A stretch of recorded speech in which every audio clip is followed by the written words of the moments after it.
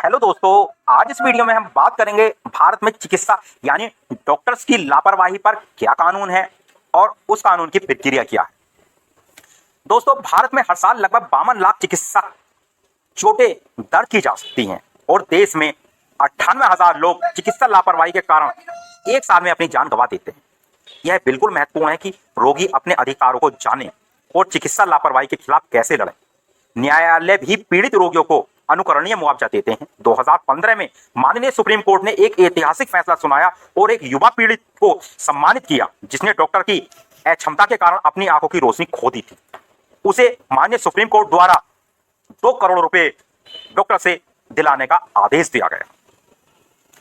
Medical लापरवाही क्या है? दोस्तों, सबसे पहले हमें यह समझने की जरूरत है कि मेडिकल लापरवाही क्या है। अगर हम सीधे शब्दों में कहें तो लापरवाही का मतलब देखभाल करने के लिए कानूनी कर्तव्यों का उल्लंघन है। लापरवाही का कर्तव्य ऐसे स्थिति में लापरवाही है जो सावधानी बरतती है। उक्त कर्तव्यों का उल्लंघन रोगी को लापरवाही के खिलाफ कार्रवाई करने का अधिकार देता है। जो व्यक्ति चिकित्सा लापरवाही उपचार की पेशकश कर रहा है उसे उपयुक्त उपचार प्रदान करना और प्रशासन करने के लिए कौशल और ज्ञान होने की उम्मीद है। कोई भी सही और सबसे प्रसिद्ध और विशेषज्ञ डॉक्टर किसी भी बीमारी का पता लगाने या उसका निदान करने में एक निर्दोष गलती नहीं कर सकता। चिकित्सा लापरवाही तब कही जाती है जब देखभाल का कर्तव्य होता है और उक्त कर्तव्य का उल्लंघन होता है और उसकी बेवजह से शिकायतकर्ता को नुकसान उठाना पड़ता है।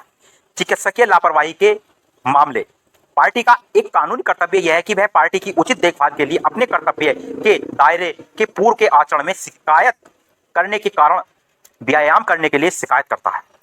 उक्त कर्तव्य का उल्लंघन परिणामी क्षति को के प्रकार एक डॉक्टर को तभी उत्तरदायी ठहराया जाता है जब वह यह साबित कर सकता है कि वह असफलता का दोषी है। कि साधारण कौशल वाला कोई भी डॉक्टर उचित देखभाल के साथ काम करने का दोषी नहीं होगा। निर्णय की त्रुटि को तभी लापरवाही माना जाता है जब उसने आवश्यक सभी उचित देखभाल नहीं की हो।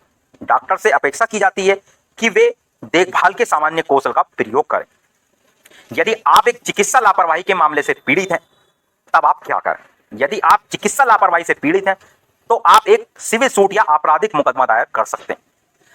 भारतीय दंड संहिता के तहत निम्नलिखित प्रावधान के तहत आप डॉक्टर्स के खिलाफ कार्रवाई कर सकते हैं। आप डॉक्टर्स के खिलाफ निम्न धाराओं के तहत मुकदमा दायर कर सकते हैं। नंबर 1, धारा 52 अच्छा विश्वास। नंबर 2, धारा 80 कानूनन कार्य करने में दुर्घटना। नंबर 3, धारा 81 अधिनियम से नुकसान की संभावना लेकिन आपराधिक इरादे के बिना और अन्य नुकसान को रोकने के लिए किया जाता है। धारा 4 304 ए लापरवाही से मौत का कारण। धारा 5 337 दूसरों की जान या निजी सुरक्षा को खतरे में डालना। मेडिकल लापरवाही का मामला कहां दर्ज किया जा सकता है? जिला उपभोक्ता विवाद निवारण फोरम में शिकायत दर्ज की जा सकती है यदि सेवाओं का मूल्य और दावा किया गया मुआवजा 20 लाख से कम है या राज्य आयोग के समक्ष है। यदि मूल्य 1 करोड़ से अधिक नहीं है, अगर माल या सेवा का मूल्य और मुआवजा 1 करोड़ रुपए से अधिक है तो राष्ट्रीय आयोग से संपर्क किया जाएगा और राष्ट्रीय आयोग में मामला दाखिल किया जाएगा। आपके द्वारा मामला दर्ज किए जाने के बाद अपना मामला बनाने के लिए पक्षों को तलब किया जाएगा। जब आप उपभोक्ता संरक्षण अधिनियम के तहत एक उपभोक्ता का मामला दर्ज करते हैं तो यह एक मामला आपराधिक मामला नहीं बनेगा। इसका तात्पर्य उपरोक्त मामलों के तहत है। आप केवल मुआवजे का दावा कर सकते हैं।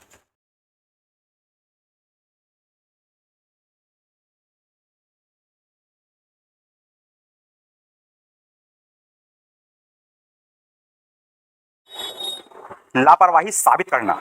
लापरवाही साबित करने का बोझ शिकायतकर्ता पर होता है, इसलिए रोगी के लिए चिकित्सा लापरवाही के स्पष्ट सबूत सामने लाना अनिवार्य है। कौन शिकायत दर्ज कर सकता है?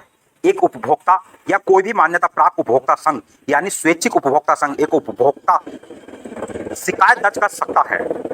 शिकायत दर्ज करने में क्या लागत शामिल है या क्या खर्च आता है? जिला उपभोक्ता निवारण फोरम के समक्ष शिकायत दर्ज करने के लिए न्यूनतम शुल्क लगता है। क्या अपील का कोई प्रावधान है? जिला फोरम के फैसले के खिलाफ अपील राज्य आयोग के समक्ष दायर की जा सकती है। एक अपील तब राज्य आयोग से राष्ट्रीय आयोग और राष्ट्रीय आयोग से सर्वोच्च न्यायालय में जाती है। सभी मामलों में निर्णय की तारीख से 30 दिनों के भीतर अपील दायर करने का कानून है। दायित्व का निर्धारण कैसे होता है?